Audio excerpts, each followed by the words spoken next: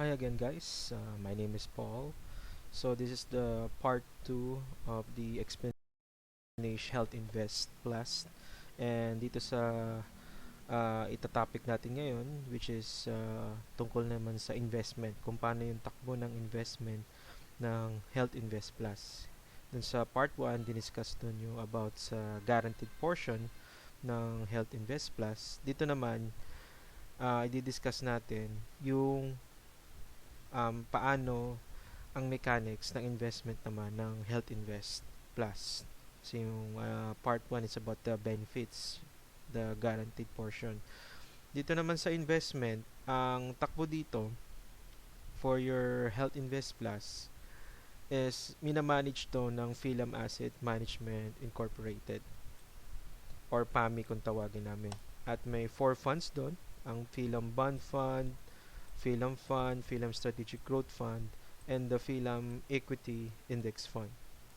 So, these funds, dito makikita nyo, may iba-iba silang level ng risk involved. Okay, sa Philam Bond Fund, ang risk dito is mababa lang, minimal. Kasi dito, kung babasahin mo buti, na conservative investors to. Kasi dito malalaman mo rin kung anong klaseng investor ka sa bawat fund na yon. Kung ikaw naman ay conservative, minimal yung risk at minimal din yung returns, pwede ka dito sa Philam Bond Fund. Sa Philam Fund is mga investors dito is average. Ibig sabihin, balance lang. May mataas na risk, mababa yung balance yung risk, average yung risk, and average din yung return sa Philam Fund. Sa Strategic Growth Fund, is dito yung matataas yung risk pero maganda din yung returns pagdating sa funds.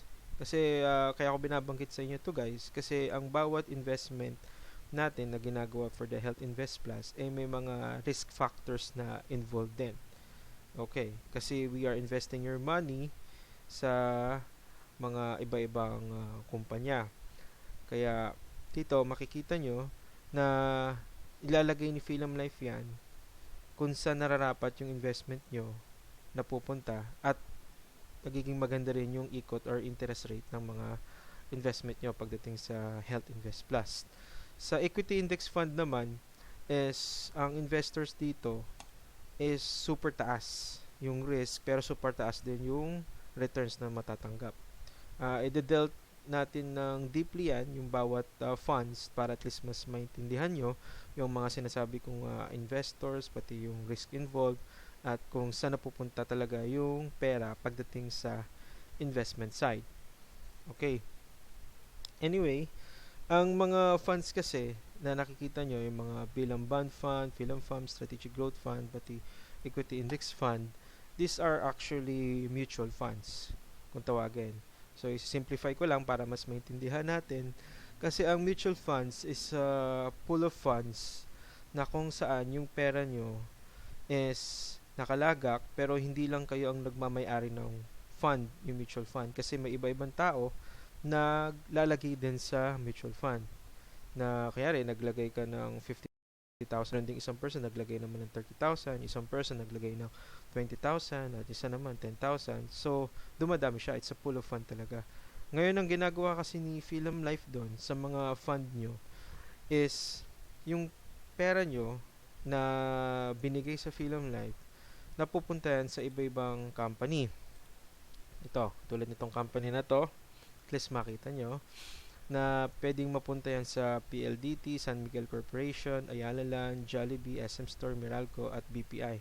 So, nagkakaroon ka ng shares sa bawat kumpanya. Kumbaga, ginawa mo lang vehicle or stepping stone si Philam Life para at least magkaroon ka ng mga shares sa bawat kumpanya at tumaas din yung kita ng pera nyo.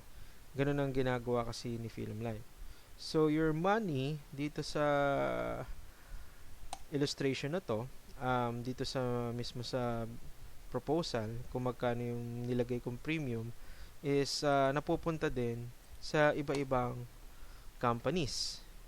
Diba? Kaya yung pera na binigay mo sa Philam Life na 50,000, yung kalahati doon is napunta sa investment at ibang kalahati napunta naman sa guaranteed portion.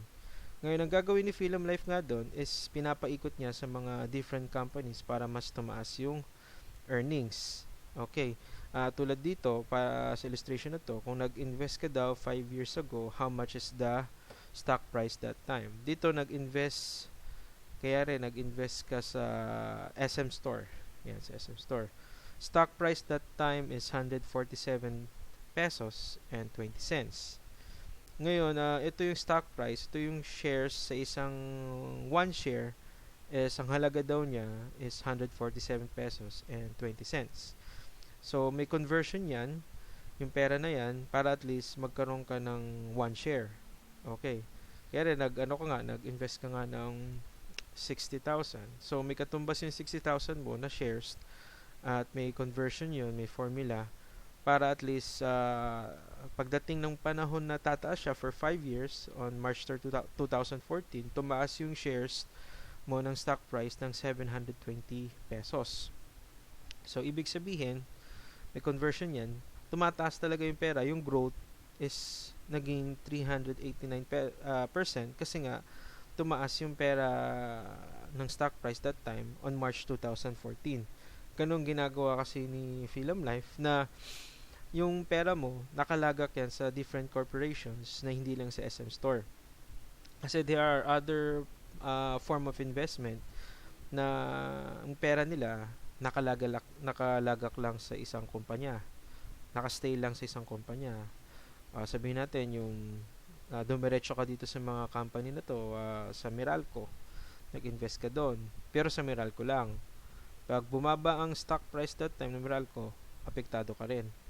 Ang kagandahan kasi ng mutual fund, nakakalat yung pera mo na hindi lang nananatili sa isang company. Okay, so yung 50,000 mo or 60,000 mo, hindi lang nanatili sa SM Store. Yun, nakaka-deposit yan or naka-lagak yan sa mga PLDT, San Miguel, Ayala Light, Jollibee para mas tumaas pa yung perang nalilikom nyo, yung perang nag-stay sa mutual fund na yun para pag dumating ng taon ng 5 years, tumataas siya. Okay. So, ganun ang takbo ng investment natin. Kaya lalong tumataas yung investment portion mo for your yan, Health Invest Plus na may bonus nga na investment. Dito, naka-invest siya sa Philem Equity Index Fund, which is mataas yung risk pero mataas din ang returns. Dito sa illustration na ito, na sample, na pares lang ng explanation dun sa binigay ko sa inyong proposal. Okay. So, dito papakita ko sa inyo guys na pwedeng tumaas yung pera nyo ng 4%, 8%, 10%. So, all across the board yan sa ibang insurance companies, pati investment. Lagi pinapakita 4, 8, and 10%. Tandaan nyo guys, ang investment is not guaranteed. Hindi laging mataas, hindi laging mababa. So, nagfa-fluctuate siya. Kaya, minomonitor to ng mga fund managers. And not guaranteed kung kailan magiging maganda yung account value or kung kailan tataas yung account value. Pero ang kagandahan naman kasi sa performance sa investment side namin sa Philem Life, sa mutual fund, is tumataas talaga yung kita ng pera. Kasi we do have some clients as well na yung kanilang pera na nagstay sa Philem Life mataas at nagustuhan naman nila yung earning potential nito. Okay. Just by showing you this illustration, kung makikita nyo, on the 11th year, age of 42 na ako nun, ang pera ko that time is tumaas na ng 1.1 million.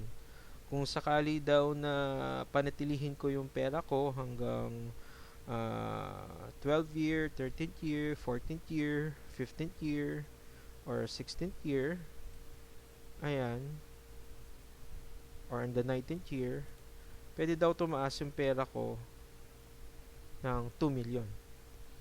Okay. Bakit ko pinakita na 11th year yung pera tumaas? Kasi pagdating kasi ng mga 1 to 10th year, hindi mo magagalaw yung pera. Kasi may mga charges pa dyan. Kasi ang mutual fund, kailangan ng tingin natin dyan is long-term investment. Kailangan long term lagi ang thinking. Kasi kung sakaling kinuha mo kaagad yung pera ng 6 year, 7 year, 8 year, pwede naman. Kaya lang may mga konting charges tayong matatamo. Kasi gusto ni Philom Life na makita nyo dito sa investment na to na dapat yung pag-iisip natin is long term. Kasi ganun talaga ang secret para kumita yung pera natin dito sa investment natin sa mutual fund. Kasi kung titingnan nyo on the third year or second year, maliit pa lang yung value. Kasi kaya siya maliit, may mga konting charges din dyan na kinukuha ni Philom Life. May mga cost of insurance na binabayaran nyo for your guaranteed portion naman. Pero maliit lang naman, minimal. Hindi naman ganun kalakihan. Pero kung titingnan natin, susumain natin na kunyari kumita nga 10% lagi, mayroong talagang value kang makukuha na bonus investment na kung sakaling nagkulang yung mga benefits natin for the guaranteed portion, may makukuha ka rin sa investment side mo. So, dito sa investment side mo, pinapanatili, pinapreserve niya yung pera, yung halaga ng pera na binabayaran nyo dito. At kung sakaling kailangan nyo na, kung ano man purpose na gusto nyo gawin sa investment, makukuha nyo. Kung anong klaseng purpose man yan, kung anong klaseng goals na gusto nyo tahakin dito sa investment side. Dito sa account value na ito. Ganon. So, kung makikita nyo dito sa illustration, hanggang age 100 siya na pwede nyong makuha yung pera. Pero other clients kasi, ang ginagawa dito is, kunyari, kumuha on the 11th year ng 500,000 tapos may natira pang remaining na sa 1.1 million na yon. Let it stay. Tapos, kung kailangan mo kunin on the 12th year, may makukuha ka pa. So, para siyang merong kang deposit. Para kang merong kang bank savings din na pinapalaki na ni Philom Life. If you let it stay lang, kumuha ka lang ng konti do sa pera mo, tapos yung natitira, palakihin mo pa. So, depende talaga kung ano yung purpose na kakailanganin mo for your investment side. Okay. So, ganun yung takbo ng investment natin. At sinabi ko na rin about sa mga charges doon.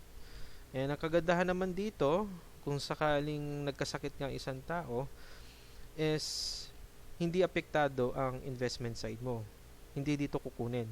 Kasi other clients, tinatanong din, baka dito kunin sa investment kapag nagkasakit ang isang client. Hindi po, hiwalay po yun. Na may makukuha ka na benefits, sabihin natin critical illness coverage na 1 million, pero yung investment side mo, intact yan. Kung sakali na nagkulang yung 1 million, dito pwede mong kunin sa mutual fund yung pera na yon. Or kung may other purpose ka pa na pangailanganin dito sa investment, kayo nang bahala. Basta ang sa amin, just let it stay for 10 years. On the 11th year, pwede mo nang kunin yung pera. Pwede pa rin ka naman kumuha on the 6, 7, 8, 9, 10, pero may konting charges lang doon. Makukuha mo pa rin ang pera mo. Okay. Pero mas maganda dyan, at least wala ng charges on the 11th year, pwede mo nang kunin yung pera. So, nasa inyo talaga kung anong gagawin nyo sa investment side nyo sa Philom Life dito for the Health Invest Plus. Okay? So, yun lang so far ang payment option dito sa illustration na to, sa sample proposal na to. Annual is 91, semi-annual is 45, quarterly is 22, and monthly is 7,000. Sa binigay ko sa inyong proposal, kayong bahala kung sa inyo gustong payment options i-avail, either semi-annual, quarterly, monthly, and yan semi-annual. So, bahala kayo kung anong gusto nyong payment options doon. And I do hope you understand yung sinasabi ko about the investment at malinaw sa inyo kung anong gagawin nyo sa investment side sa Health Invest Plus. If you have any other questions or clarifications, just contact me, call or text me, and I'll be glad to assist you sa mga katanungan nyo. So, this is the part 2 of the explanation of the investment. And I do hope it's clear. And may God bless you always, guys. Yun lang.